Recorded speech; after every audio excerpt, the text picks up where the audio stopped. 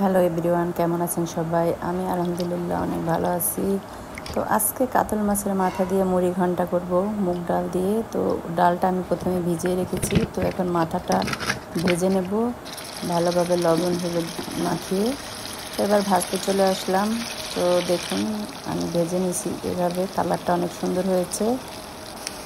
আর এরপরে চলে যাচ্ছি রান্নার প্রসেসে। তো এখন পেঁয়াজ গরম মশলা সব বাটা মশলা হলুদ গুঁড়ো মরিচ গুঁড়ো সব ধনিয়া জিরা একত্রে দিয়ে কষিয়ে এবার মুগ ডালটা দিয়ে দিচ্ছি।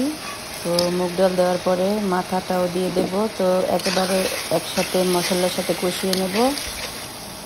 তো এরপরে পরিমাণ মতো পানি দেব, ডালটা আর একটু সিদ্ধ হবে।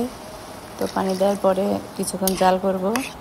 এবার পানিটা একটু গাঢ় হলে ফুটে উঠলে তখন কাঁচামরিচ দিয়ে দেব। তো দেখুন আজ এ পর্যন্তই। Bye bye, tata.